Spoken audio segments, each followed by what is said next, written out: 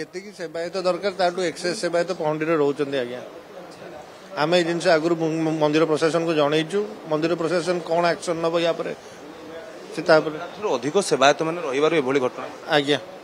ଗୋଡ଼ ଖସିଗଲା, କାଠ ଗୁଡ଼ିକ ଓଦା ଥିଲା।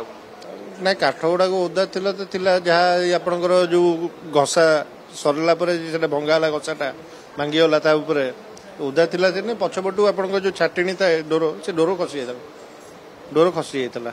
ଯେ ପଛପଟେ ଧରିବା କଥା ସେ ଠିକରେ ଧରି ପାରିନଥିଲେ, ଚାଟିକି ଖସିଗଲା। କିଛି ସେବାୟତଙ୍କର ମଧ୍ୟ ଭୁଲ ବୋଲି କୁହାଯାଇ ପାରିବ। ସେଇଟା ଆପଣ ଦେଖିଲେ ଜଣାପଡ଼ିବ, ତାପରେ ତର୍ଜମା କଲେ ଜଣାପଡ଼ିବ। ମୁଁ ତ ଡାଇରେକ୍ଟ କହିପାରିବିନି କାହା ଭୁଲ, କ'ଣ ଭୁଲ, କି ଭୁଲ, ସେଇଟା ଆପଣ ଦେଖିଲା ପରେ ଯାହା ତର୍ଜମା କରିକି ଜଣାପଡ଼ିବ। ଭିଡ଼ିଓ କ୍ଲିପିଂ ଦେଖିଲା ପରେ ଜଣାପଡ଼ିବ କି କ'ଣ ହେଇଛି କ'ଣ ନ ହେଇଛି। ପ୍ରଶାସନକୁ କ'ଣ ଅନୁରୋଧ ପ୍ରଶାସନକୁ କ'ଣ ଭାଇନା ଅନୁରୋଧ କରିବେ ଯେ ଆଗକୁ କେମିତି ନ ହବ? ନିହାତି ଯେତିକି ସେବାୟତଙ୍କ ଆବଶ୍ୟକତା ସେତିକି ରଖିବା ଦରକାର। ଯୋଉମାନଙ୍କର ରେକର୍ଡ ବ୍ରାଇଟର ହିସାବରେ ଯୋଉମାନଙ୍କ ସେବା ଅଛି ପହଣ୍ଡିରେ ସେମାନେ ରହିବା ଦରକାର। ତାଠୁ କିଛି ଅଣସେବାୟତ ଆଜ୍ଞା ନୁହଁ, ଅଲଗା ସେବାୟତ ଅଛନ୍ତି ଯୋଉମାନଙ୍କର କିଛି ପହଣ୍ଡିରେ ରୋଲ ନାହିଁ, ସେମାନେ ପଶି ଯାଉଛନ୍ତି।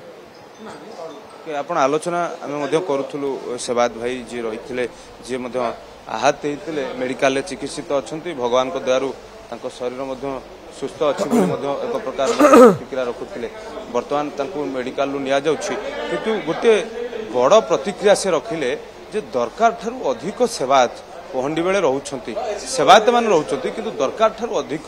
ଏହା ଉପରେ ମନ୍ଦିର ପ୍ରଶାସନ ନଜର କରୁନି, ଏହା ଉପରେ ମନ୍ଦିର ପ୍ରଶାସନ ଚିନ୍ତା କରୁନି, ଯେଉଁଥିପାଇଁ ଏଭଳି ଏକ ଅଘଟଣ ଘଟିଲା ଏବଂ ଗୋଡ଼ ଖସିଗଲା ବୋଲି ମହାପ୍ରଭୁ ଆପଣ ଦେଖିବେ ଢଳିଗଲେ ଏବଂ ଖସିଗଲେ। ଏ କଥା ମଧ୍ୟ ସେବାୟତ ଭାଇ କହୁଥିଲେ। ସେ ମଧ୍ୟ ଅନୁତପ୍ତ, ଦୁଃଖ ପ୍ରକାଶ ମଧ୍ୟ କରୁଛନ୍ତି, କିନ୍ତୁ ନିଜର ସ୍ୱାସ୍ଥ୍ୟାବସ୍ଥାକୁ ନେଇକରି ମଧ୍ୟ ଆପଣ ଦେଖିବେ ପ୍ରତିକ୍ରିୟା ରଖୁଥିଲେ। ସେ ସୁସ୍ଥ ଅଛନ୍ତି, ମହାପ୍ରଭୁ ତାଙ୍କୁ ରକ୍ଷା କରିଦେଇଛନ୍ତି, ଇଏ କଥା ମଧ୍ୟ ବର୍ତ୍ତମାନ ସମୟରେ ପ୍ରତିକ୍ରିୟା ରଖୁଥିଲେ। ତେଣୁ ନିଶ୍ଚିତ ଭାବରେ ଯେ ବର୍ତ୍ତମାନ ସମୟରେ ଯେଉଁ ସେବାୟତ ମାନେ ରହିଛନ୍ତି ଏବଂ ଯେଉଁ ସେବାୟତ ଭାଇ ଯିଏ ଆହତ ହେଲେ ତାଙ୍କର ପ୍ରତିକ୍ରିୟା ମଧ୍ୟ ଆମେ ନେଲେ। ଯେ ପ୍ରତିକ୍ରିୟା ସେ ରଖିଲେ ଯେ ଦରକାର ଠାରୁ ଅଧିକ ସେବାୟତ ରହୁଛନ୍ତି ଏବଂ ଯେଉଁମାନଙ୍କର ପହଣ୍ଡିରେ କୌଣସି ରୋଲ ନାହିଁ ସେମାନେ ରହିବା ଫଳରେ, ଭିଡ଼ ହେବା ଫଳରେ ମହାପ୍ରଭୁଙ୍କ କାର୍ଯ୍ୟରେ ଏଭଳି ଅସୁବିଧା ହେଉଛି, ଏଭଳି ପ୍ରତିକ୍ରିୟା ମଧ୍ୟ ରଖୁଥିଲେ। ଆପଣମାନେ ଶୁଣୁଥିଲେ, ସିଧାସଳଖ ଭାବରେ ଆମେ ମଧ୍ୟ ଆଲୋଚନା କରୁଥିଲେ। ଆହତ ହୋଇଥିବା ସେବାୟତଙ୍କ ଭିତରୁ ଜଣେ ସେବାୟତଙ୍କ ସହିତ ଆମେ ସିଧାସଳଖ ଆଲୋଚନା ମଧ୍ୟ କରୁଥିଲେ ବର୍ତ୍ତମାନ ସମୟରେ।